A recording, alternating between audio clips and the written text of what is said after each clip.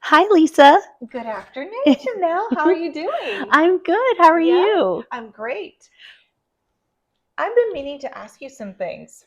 I love that you want to ask me questions for the podcast. It makes me so happy. Well, you've had a lot of great content I've seen recently, and it made me wonder, how did you start this business, Sweet Elaine Boutique? Oh, man. So I'm going on almost 8 years of having the boutique, and it started as online only. Mm-hmm. And the reason is interesting. So prior to that, I used to have a marketing firm. It was called Jet Marketing and Advertising. It actually isn't officially closed. You could still Google it and find it. Mm-hmm. And I'm currently doing some work with that business. But I started that business in 2009, and I had a team of women, and we all worked remote before people worked remote. And we did marketing for small businesses.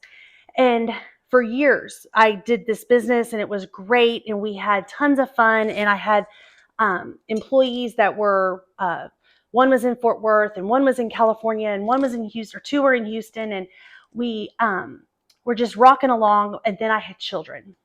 And I think a lot of women have, when you have children and you are a career woman, you have to make decisions. Right. And I ran the business with having the children for quite a while. But it got to a point where my clients didn't always have the grace that I needed to be a mom and service their marketing needs. And so I decided, you know what? I'm going to start a business that I use all my marketing skills, and then my kids can help me in the business, and we're just going to do something different. Mm-hmm. And at the time, I had always had a bunch of friends that would, or not always had a bunch of friends, that's not the right way to say that, but my friends would always say, will you go shopping with me? I'm going on vacation, or I'm, have a special family trip. A family photo shoot coming up. Will you help me pick out clothes for the pictures? And so I realized just from my friends that I had this knack for like understanding what looks good on different people. So I thought, I'm going to start a clothing business or a clothing store. Mm-hmm. And so I did. And the kids were little, and my youngest was 2, and it was precious because he would help me hang things up. And then my daughter would help. And yeah, it was like a family business. Whereas the marketing part, they never could help me because that was computer work and management of people and deadlines, and but the clothing business, they could actually physically help do the work. And so it was really cool. And so I decided, you know what, this is what we're going to do. And I'm going to specialize in teaching women how to dress for their body shape. And that's what I've done. And so here, 8 years later, I've got the store, and now it's not just online only. And I get to serve clients and help them learn. And my kids still do help, not nearly as much as they used to. It's not fun anymore, but they still do help. Novelty is gone. Yes, but here we are. Well, I love that your background brought you full circle to something that you were obviously good at, and there was a need. So I love that. And where did the name Sweet Elaine Boutique, where did that come from? So at the time, I wanted a name that was easy to remember. I didn't want, because of marketing, I wanted something that would, like, people maybe didn't remember it exactly, but they would remember the sweet part or the Elaine part or whatever. And then I also started the business. We was supposed to combine 3 generations. So it was supposed to have children's clothes, my age range, and then retired women. My mom lived closer, and she would come and model for the store. And so my daughter and I and my mother all have the same middle name, Elaine. And so that was supposed to represent all the generations. And I did carry kids' clothes. And Sydney, when she was 3 to about 7, I would have clothes off and on for kids and girls. But I've since dropped kids' clothes. I still support women in more mature ages.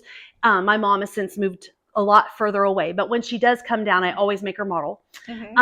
And Sydney still helps at the store, but she doesn't. I don't have kids' clothes anymore. They don't sell fast. I bless the women and men who have kids' clothing stores, because it is a hard business. Kids' clothes are. So I got out of kids' clothes. But that's why it was supposed to be representative of 3 generations. So what would you say is your age group now? So it normally, the short answer is 40 to like 70. Mm-hmm. But I still have a lot of ladies that are like in their 30 to 35 range, because I find women, after they have major life changes, is when they tend to come and need help with styling.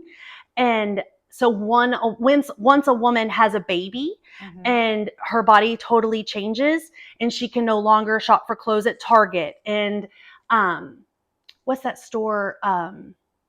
American Eagle, because our bodies are different.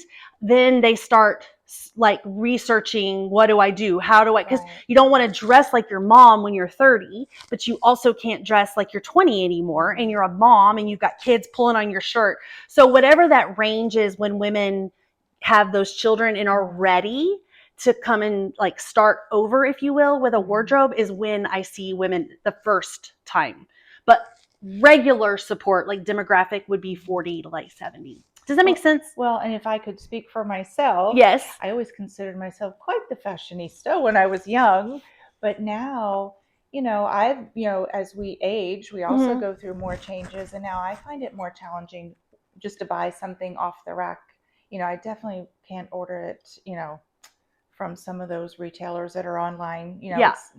It's nice that you will help tell us what size works for us, Yeah. because sometimes I think we're a little off in our perception.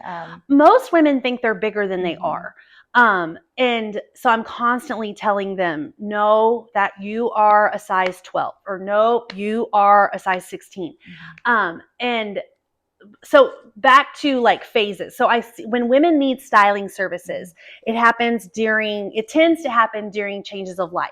So like after you've had a child, and it doesn't happen right away, right? Like it usually happens when like their last child is like 3 or 4. So whenever that falls in their 30s or maybe even 40s, that's when I see ladies the first time, when they really start noticing like, I feel out of style and frumpy. Then I see ladies again when they get into, I call it the fit stage, where their kids are older and they're starting to take care of themselves again, instead of always putting all their energy into the kids. And maybe they've lost like 20 pounds and they, feel really good about themselves. Then I'll see them then. And that's usually like in their 40s. Then I see women again after menopause, because their bodies totally change, and like your heat sensitivities change, and your belly and where you gain weight changes. Your boobs don't go down, they go out. And have you not have we not talked about that?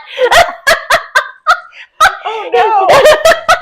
It is. It's No. yes. And so your boobs change, and then I'll see ladies again when they go through the empty nest syndrome, like it's a syndrome stage, because they're trying to reconnect with their husband, and they don't want to like give in to being old. You still want to look cute. Yeah, we still want to look Yeah. cute, and it doesn't matter if you're 65 or 70 or whatever. And so that's usually when I see ladies for styling services. And then once I've had a styling session, it makes it easier then for ordering online later. And so sometimes ladies, they just want to come and shop, and that's fine. There's nothing wrong with that. But my passion is, like you're saying, like where I can say, but Lisa, this has happened, and now this is different, and you're tall, so you're going to need to go up a size. It doesn't mean you're heavy. It just means you need the length in clothing.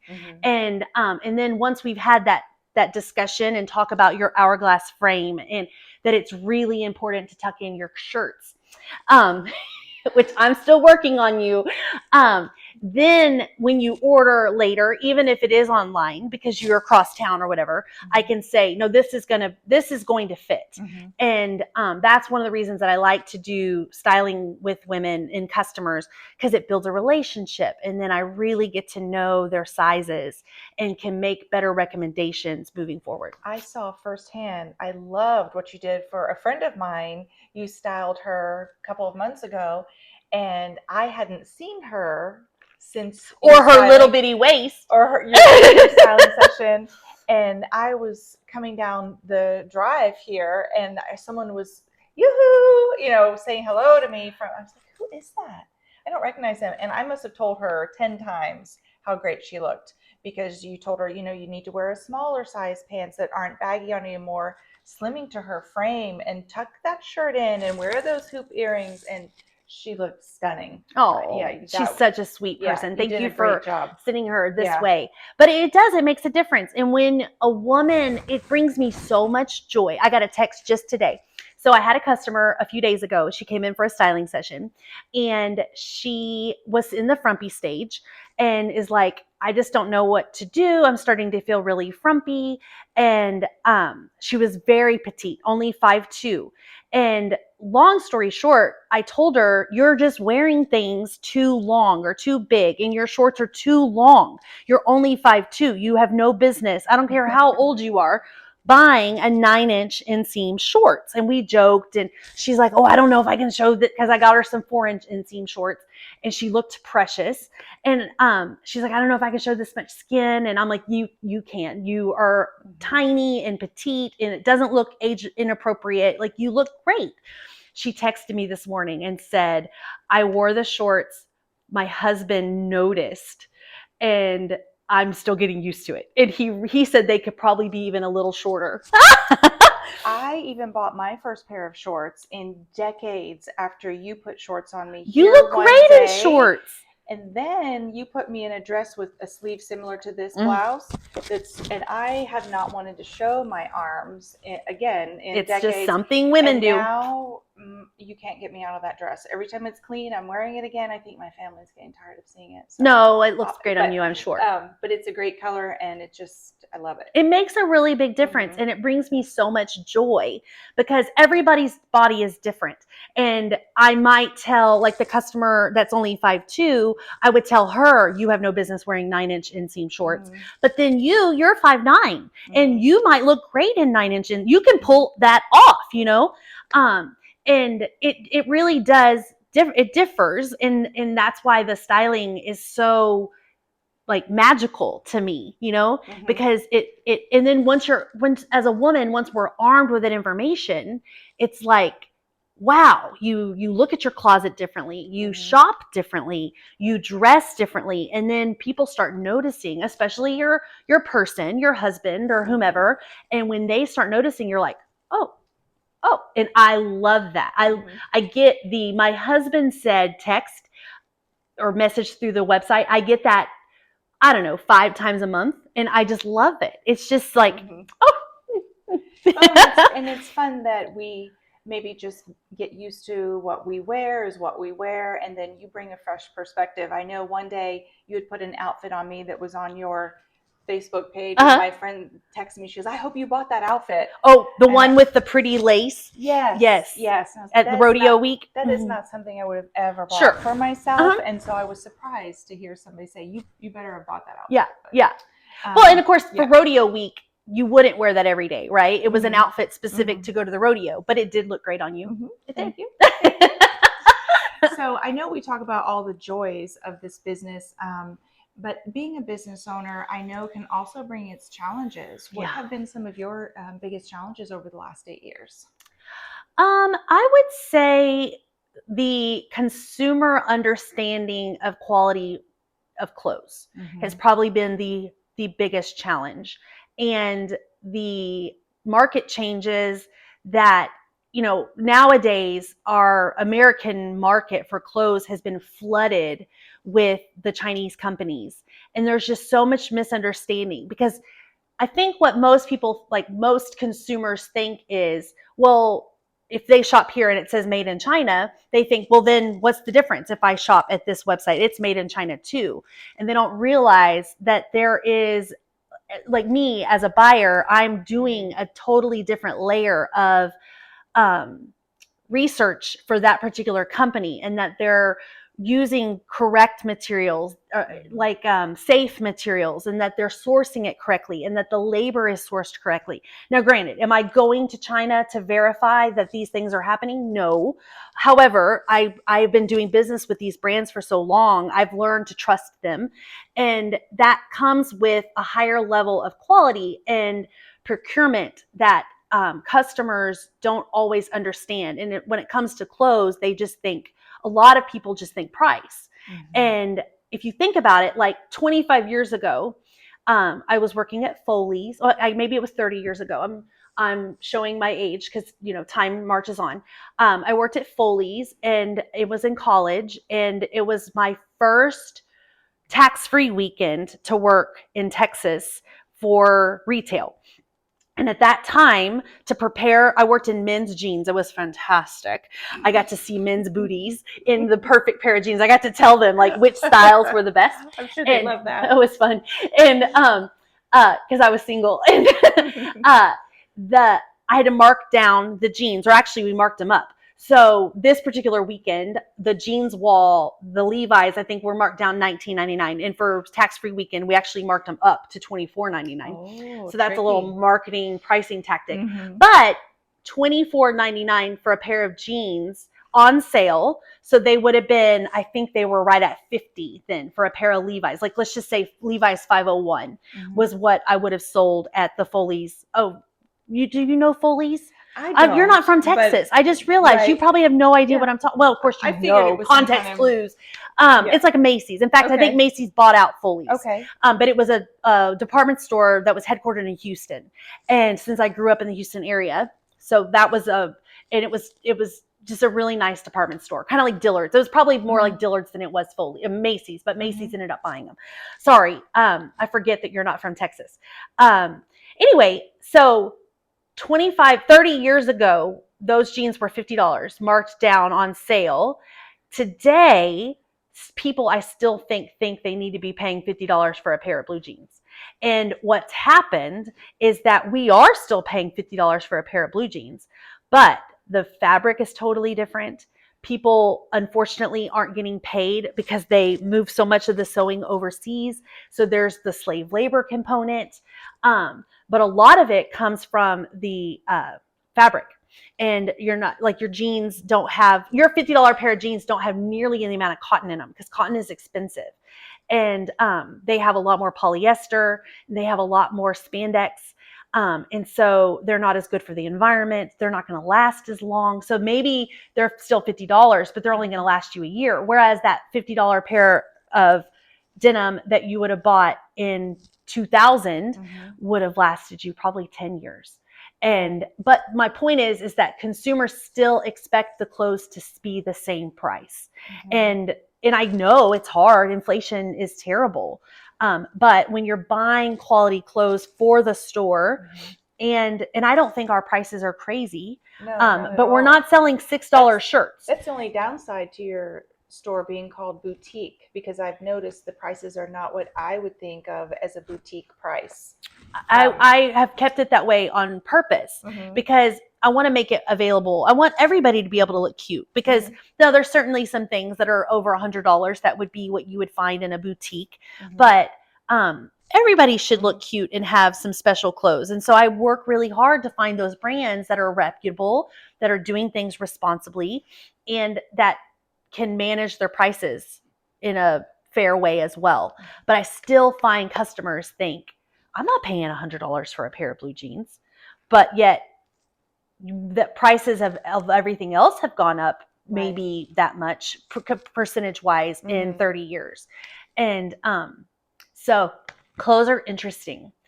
One thing that when I'm here and I touch the fabrics here, I mean, they're just so nice. I'm obsessed with like a dress that you had today that you were wearing. It's so silky and just flows, and it's so nice, and you can't always see that. It is hard to see when you can't come. But all the fabrics are always nice. Well, thanks. I mean, I can only credit that with regularly buying brands that are reputable and having relationships with them. That's UMG that you're describing. And I've been buying UMG now, I bet it's almost been 4 or 5 years. And I mean, it's just quality you can expect. And that is important. And it's important to customers. It's as important as a buyer. And I think I was telling you, I had a long day yesterday with meetings and lunch appointments, and I wore an UMG outfit all day long, and it just laid so nicely. And that linen set. I love their linen for the summer. It just made me feel polished and put together because it was a whole outfit. Yeah. Good for you, I love it. Lisa. Yeah. Yes. Thank you. So you've been modeling for the store since February. And we haven't officially had a styling session. We've just had styling while you're here and I'm dressing you and you've learned along the way. What would you say is your biggest takeaway in the few months that you've been here? To definitely look at the quality, because it's something, you don't want to wash it one time and have it, the material fray or fall apart, or that's frustrating. So I know even over the years when I've bought quality fabrics, we talked about the shirt I wore here today. I said I'd probably washed that shirt 100 times. I love it. I know I did pay a little bit more for it at another shop. But I think it's nice to, all of the terminology. We talked about a denim jacket today with the hem that was, what did you call it? It's a released hem. So I love learning the terminology from you, and it's like another language for you. It's second nature. I don't realize that. Dana says it all the time to me too when she's here working. She's like, it's just so natural. And sometimes I don't even know what you're talking about. And I think, oh gosh, I need to slow down, because like teachers do that, right? When they're talking about like their curriculum and how they're going to teach something. And sometimes they use all these letters and acronyms. And I'm like, I don't know what you're talking about. And here I am when I'm interacting with you and Dana, y'all often, and I'll be like, I need to stop. I have to explain what that means. But it's good to learn. I love learning it from you. Oh, thank you. I love you being here. Well, one other question. I mean, we talked about what your biggest challenge is. What's your biggest joy? Or joys running the store? I love when women, so some women, after they have a styling session, they, like your friend, they take the information right away, they start implementing it, and it is magical from the get-go. But some women, it takes like a full year. Some women think I'm crazy when they leave here, and it doesn't work at all. Because every once in a while, I'll have a styling session where it pushes somebody out of their comfort zone too much, and they weren't necessarily ready for it.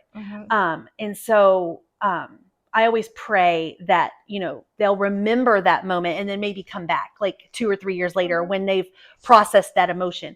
But when women are ready for me to be brutally honest, because I am brutally honest, I love it like a year later when they'll say, okay, I started tucking in my shirt, or I finally bought some jackets, or, oh my gosh, I haven't owned a belt since 1985, and I bought a belt and I started wearing it, and you're right, it has made such a difference. And it's not about being right. It's not, I think sometimes I come across as like a know-it-all, and it's not that at all. It's just like empowering somebody with that information and then them actually applying it. It's just so amazing, because then it manifests into confidence, and it's like therapy, and I'm not a therapist, and it's just like everything for me to have a woman say, I am beautiful and I am a size 14. I love that. Well, you may not be an official therapist, but you're definitely providing a service here that from what I have seen, makes women feel better and more confident, for sure. I hope so. Because the worst is when someone says, I'm a size 14 and I need to lose 30 pounds. And what I say, because I don't want anybody to feel bad about, because we all have felt that way. But what I tell women is, okay, so you want to lose 30 pounds because that's a goal. Like I don't want to encourage anyone to do it unhealthily, right? So like, let's put this in the healthy bucket. And then if you lose 30 pounds in a healthy way, that's 1 pound a week. We're not men, so we need to lose 1 pound a week. So if you lose 1 pound a week, that's 30 weeks of weight loss. There's only 52 weeks in the year. So it's going to take more than half the year to lose 30 pounds. And some weeks you're not going to lose a pound. You're only going to lose half a pound. And you may plateau for a few weeks. So it may take 40 weeks. Are you really going to feel this negative about your body for 30 to 40 weeks? Like, think about that. Because as women, I think we're so used to that crash diet that we could have lost 10 pounds when we were 20. that we think, oh, maybe I can get down 30 pounds in 2 months, Mm-hmm. but you're not going to get down, and not in a healthy way. It's not going to happen, and stay off. And when you put it that way for women, I just feel like that I would rather somebody say, I am a size 14 and I am beautiful, than, and I need to lose 30 pounds. Well, and I think, like, for me, I'm okay with me, but I know, when you look at the size or the number on the scale, maybe, yeah, I could probably lose a few pounds.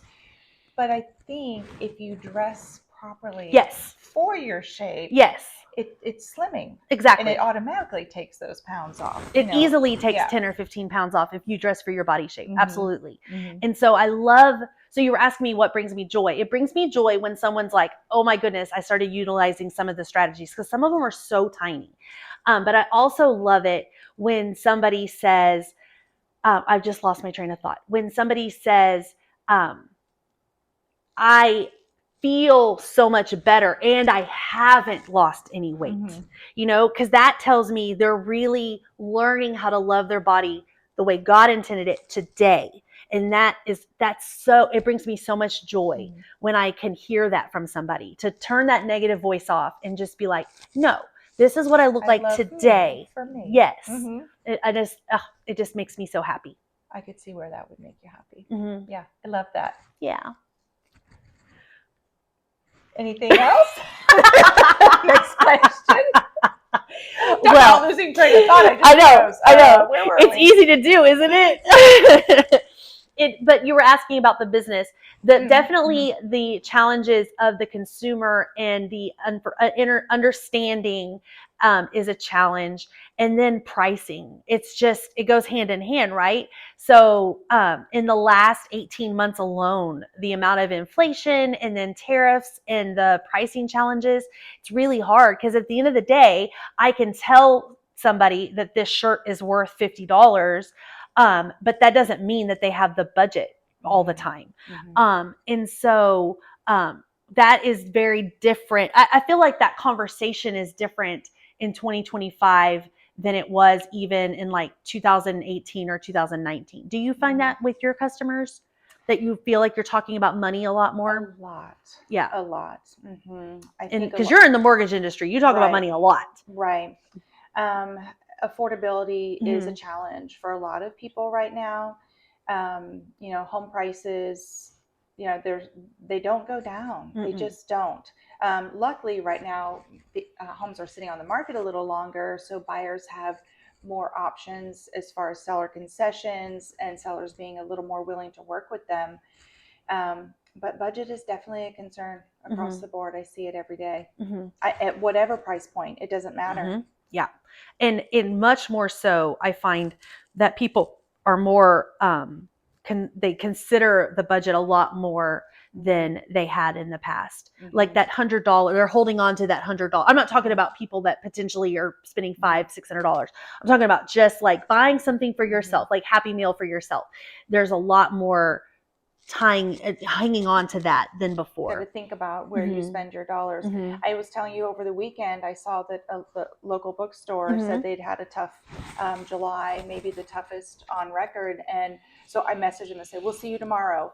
Because I don't want our only small, adorable local bookstore to go out of business. Am I allowed to say what their name is? Sure. Lark and Owl. Yeah, it's a great store. Love them. And they have a little bistro. So I told my son, I said, if you're eating today, you're going to eat from there. So we went by and got a little snack at lunchtime, and it was delicious. Probably one of the best coffees I've ever had. Oh, I've never had coffee over there. It was really good. Okay, I'm gonna have to go. We asked the barista what's everybody's favorite, and he told us one, and it was an iced coffee, I think with Nutella flavor. Oh, it was delicious. Oh, nice. Okay. So I just want to keep the economy going. I would say that's another, probably up there in the top 5 challenges, is I feel like because the pricing in the business in general, small business in general, has been much more difficult. It's harder to run a website. It's harder. Like sometimes I feel like I need to be a coder and just to run the website because things change and the way Google picks up the information off of the website, like it's constantly changing. And it's really hard to be the small guy when all these things that are completely out of our control are happening. And then at the same time, the big guys are growing bigger and they can afford to hire the coders that are going to do the coolest AI thing and have the neat, try on sessions and all those types of things. I can't afford to do things like that. And, Larkenau is going to be in that same boat. And so it's really hard because I feel like more and more I'm competing with the bigger brands. I would much rather, I never want to compete with other small businesses. I'm constantly sending ladies to other boutiques in town because you can't offer everything to everybody. But I would much rather be in that boat than having to compete with, the Old Navies and Targets. And because I'm not going to win. They've got deep pockets, Right. So, and that may be just my maturity, that I'm more aware of it. I don't know that that's different, but I feel like small businesses are struggling more so now. I don't have the deep pockets that they have. So there's just something special about this boutique. And so people don't always have the opportunity to come here directly. So they've got to rely on your expertise, but you're a real person that's handling all of their questions and doing everything. Yeah. And we're really trying on the clothes. This is your baby. This is your, this is your business, it's not what's just really a corporation. What's really cool about it though is that like even my customers that are out of state or even out of the Austin area, I do remote styling via FaceTime or Zoom with them, and I can get to know them. And through the years, we text back and forth. And I have a customer that when she has a big event, she'll send me pictures of what she's planning on wearing and how can I adjust the style, and do you have anything in the store accessory wise that would benefit this outfit. And I've never met these people except from like a remote standpoint, and that is the coolest thing that would have never happened. I didn't know you could do that. Yes. I love doing, it's not exactly the same, but it's definitely the next best thing. Right. And yes, you can sign up for remote styling on the website. And I'm the only one that does them. But so you're subject to my schedule, which is, kind of crummy since I have 3 kids and I'm a bus after 5:00. But, and so many women work till 5. So that I have to do them at special times sometimes. But, it's really neat. And the advent of the internet, like talk about 30 years ago, you could have never done that 30 years ago. And so that's a really cool thing that is a positive.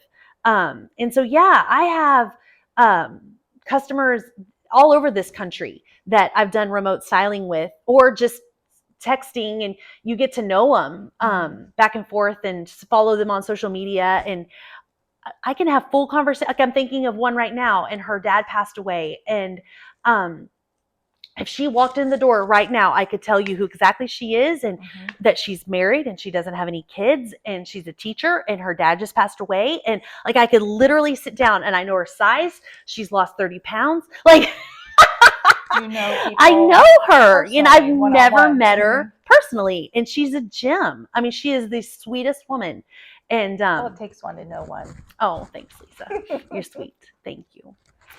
But it's a really fun business, but as you know, it's a lot of work. It is a lot of work. I think sometimes people think that we're just playing dress up, and there is a little bit of playing dress up, definitely, but there's a lot of behind the scenes that happens to get new products on the website every single week. Well, even behind this camera, there's packages ready to go out. There's tons of hangers over there. It's a mess. There's a lot going on back there. It can't be seen. No one gets to see that mess. So, that's why they have to make appointments to shop, because I would be embarrassed if someone saw that mess. It's not as bad as you think. Oh, but it feels like it is. Yeah, it is. It is. So, well, great job. Thank you for answering our questions. Thank you for interviewing me. Yeah. I appreciate it, Lisa. Thanks for caring, because I'm always the one doing the interviewing. And Yeah. No, I forget I'm interesting too. No, I've wondered some of those things. So good to know. We all I learned something appreciate it. today. Thank you. Thank you.